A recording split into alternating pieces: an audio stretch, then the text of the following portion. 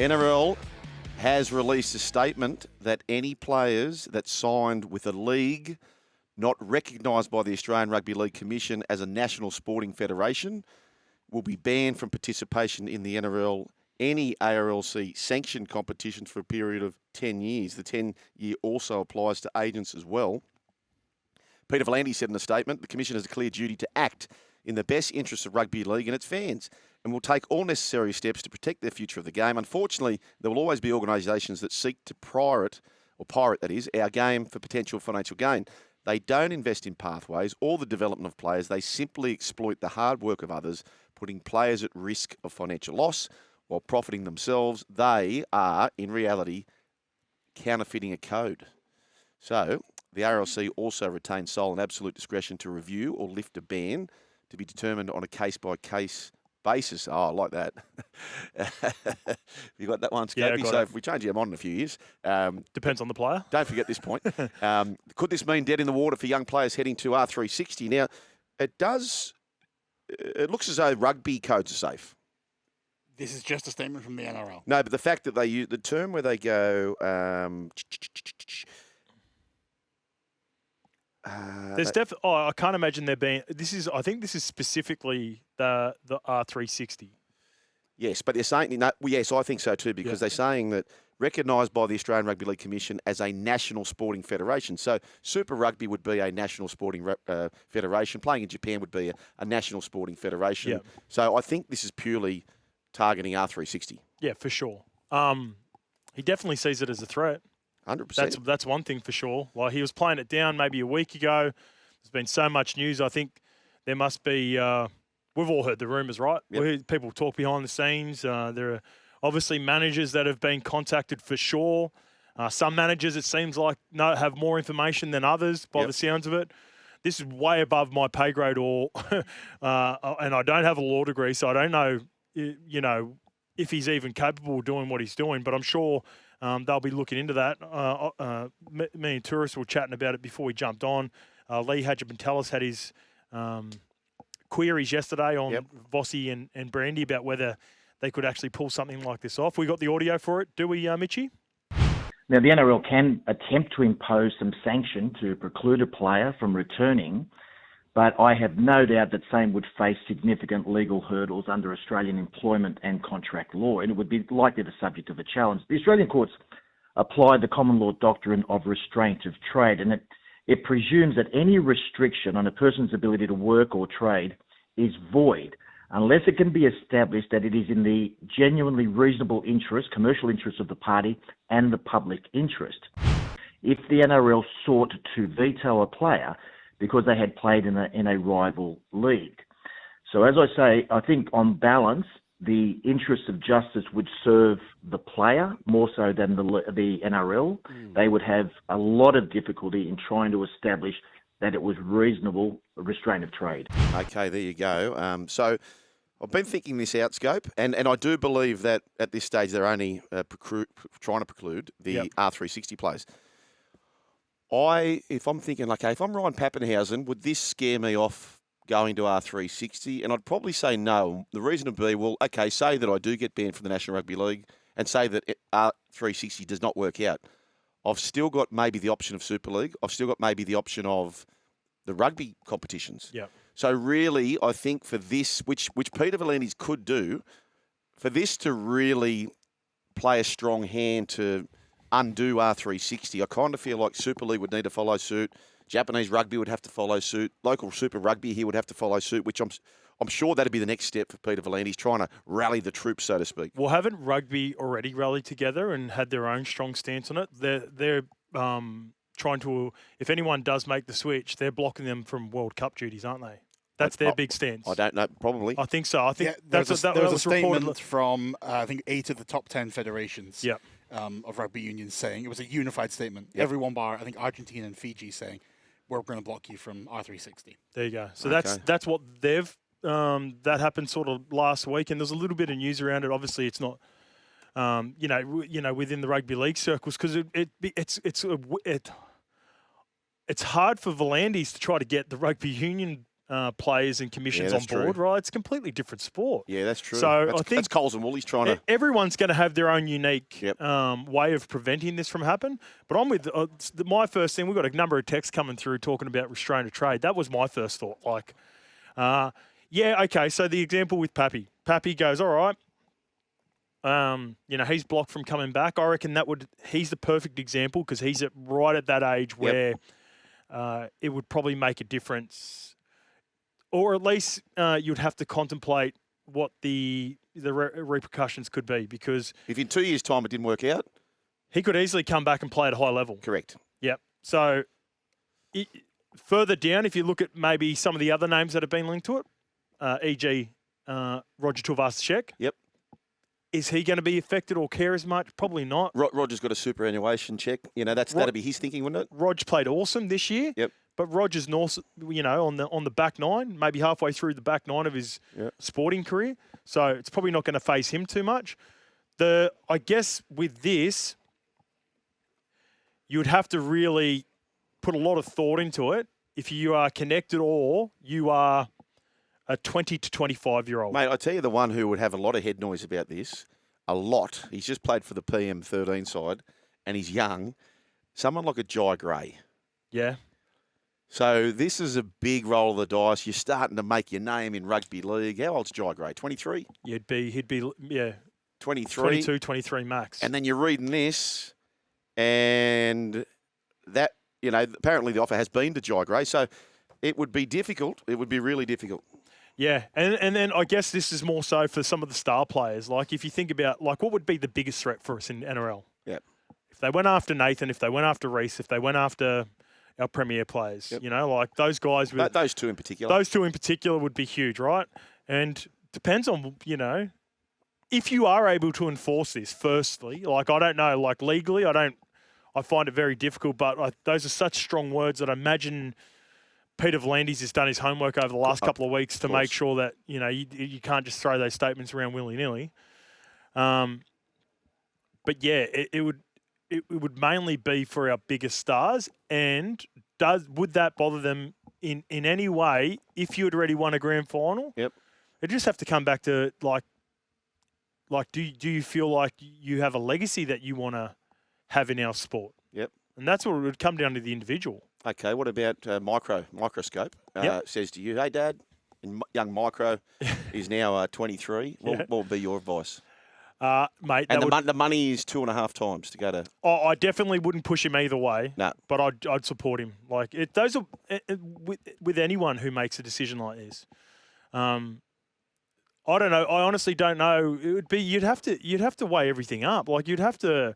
All right, what current contract do I have in the NRL? How much am I going to get paid here? What have I done in the game already? There are so many factors. Every individual player is going to have their own circumstances about whether they If you tell not even a microscope, if you tell me at 29, 30, just before I'm about to go over to the Super League, which the reason I went to the Super League was I got offered a couple of 1-year deals at a couple of other clubs. Didn't have a great 2015, so I was thinking, you know what? It's time to head over to the Super League, do a bit of travel. Mate, my decision then... Yeah. Lifestyle-based. Lifestyle-based, and also if I'm getting more coin, I'm taking it. Yeah. Because I took more money to go to the Super League. Nothing crazy. Nothing like these numbers. Was that your best contract? Yes. The Catalan Dragons contract was my best contract. Best contract of your career? Yeah. All right. No. Of the options that I had at the time. Of what you had at the time. Correct. According to Scotty Bale at the AAP, Josh Hannay's Titans deal has clause for Bellamy to be coach. Can you believe this? It's now landing on the coach's lap. He hasn't even started. Gold Coast have left open the door to sign Craig Bellamy as coach for 2027 with a clause in Josh Hannay's contract making him the assistant if the Titans land him. AAP can reveal Hannay has agreed to a clause that would have him become Bellamy's assistant if the Storm mentor moved to the Titans in 2027. Gold Coast are understood to have spoken to Bellamy with a head coaching job, one of several roles they'd be open to welcoming him with alongside other off-field roles. Excuse me. Titan CEO Steve Mitchell told AAP, "We're very excited to have Josh Hannay joining us, our head coach for 2026. All employee contractual arrangements remain strictly confidential, and as such, we will not be making public comment. We acknowledge Craig's exceptional coaching credentials and reputation within the game, and like many NRL clubs, we would welcome him and his family in any capacity. Thoughts, Scope? My first couple of thoughts, my two main thoughts out of this. The first one is, as soon as I heard this, Yep. why would Josh Hannay do this? Why would you accept a clause like that? I still haven't been able to figure out what benefit it does, apart from, look, I understand Craig Bellamy is a Hall of Fame coach. Yep. And learning from him would be, like you could get so much out of that about, being a young coach. But he's been an apprentice coach in some pretty good systems now for a while. Yep. But, like, I just don't know where that, especially when chatting to the play, just when if you're not getting results throughout the year, and people and the players are aware of this clause, and you know that it doesn't feel like you got the full backing. Mate, all of these clauses just make a lot of noise. And the other part of it, the noise, how's this got out? Yeah. Like, why do people know about this? Just say if this was a clause and I am Josh Hannay and I go, all right, I'm going to accept, all right, I view Craig Bellamy as the best coach of all time. If I have to make way for him, do a little bit more of my apprenticeship with the thought of maybe progressing after Belly, because Belly's been talking about retirement for years now. Maybe he just wants a stint and to try something different up in Gold Coast to end his career and then see if he can turn the culture around. And then Josh Hannay does the Christian Wolf and then, follows a Hall of Famer at the Dolphins. But if I do agree to it, all right, this is watertight. Who's a part of this negotiation? Is it me? You were talking about management before, Sugar. If you're my manager, Tourist, you're the owner, I'd imagine, the Frizzels or and whoever, would it be Mitchell, Steve Mitchell? All right, this doesn't leave this room. Yep. Like, in order for me to agree to it, you don't even have to tell Craig Bellamy. Exactly. Bellamy doesn't need to be aware of this deal. The more people you tell, the more people. Correct. So if you're in a room, and I'd imagine it would be a very small room. Yep. When you're trying, because another thing to factor in too with the people in the room is that, mate, this was all done behind. Remember, this was done behind closed doors. We found out Desi was sacked, and then we found out Josh Hannay was hired within 12 hours. Yeah. So all the workings of this deal to get Josh Hannay there were done behind the scenes. Yep. So you'd imagine it was a small room, maybe 4 or 5 people max. Yep. If I'm Josh Hannay and go, all right, this is a crazy clause, but all right, for these reasons I understand it, this can't get out. This stays within this room. Yep. You'd be super disappointed. Like, why is this getting out? So given the fact that the Titans have never succeeded, they made third one year, but really it's never ever worked. No coach has really been able to have sustained success there. So it's kind of the Bermuda Triangle.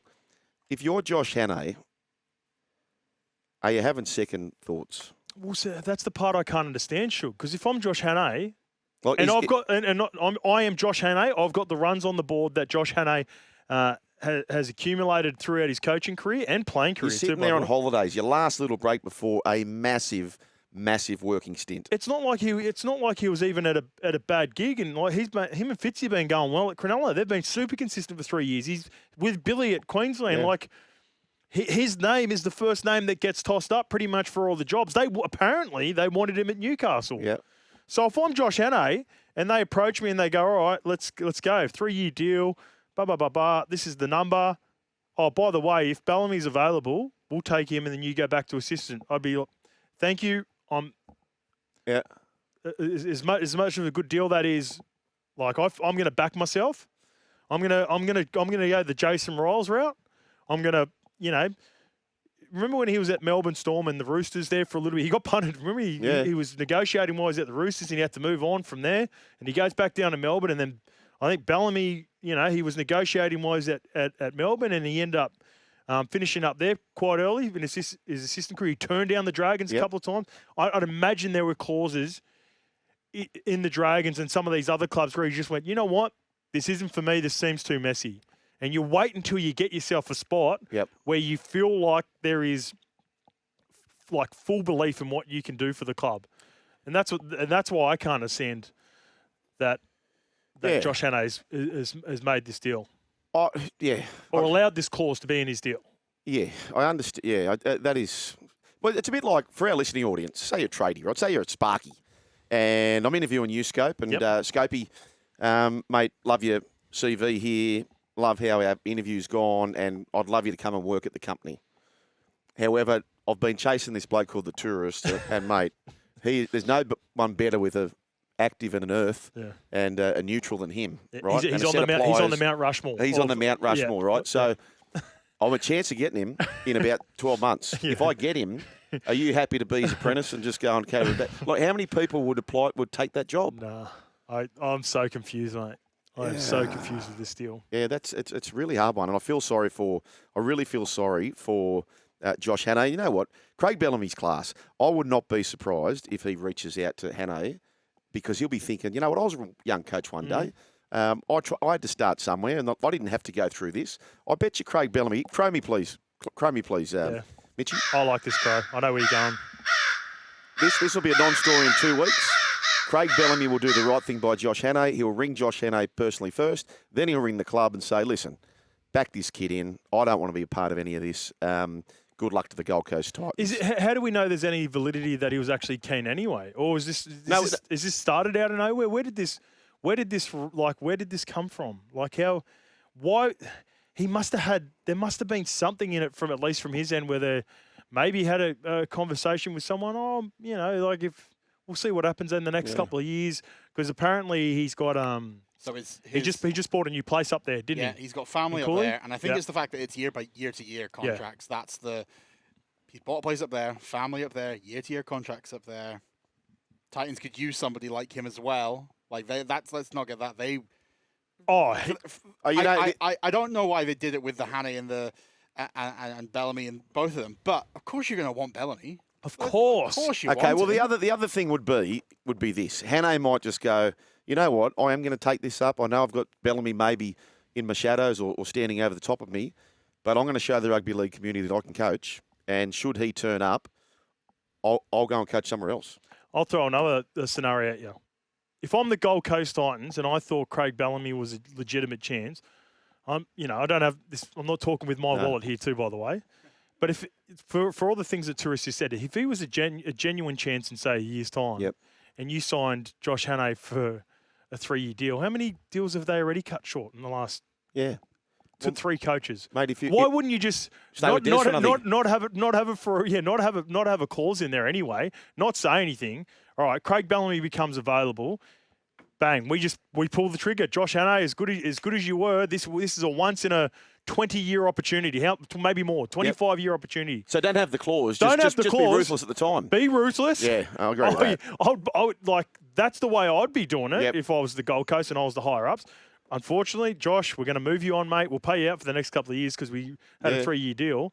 But Craig Bellamy doesn't ever become available. No, that's fair. That's what I would have done. You're still here? We'll see more on the Joel and Fletch socials and catch us live on SEN Radio. Because if you don't, you're an A grade. But if you do, you're the absolute Mickey.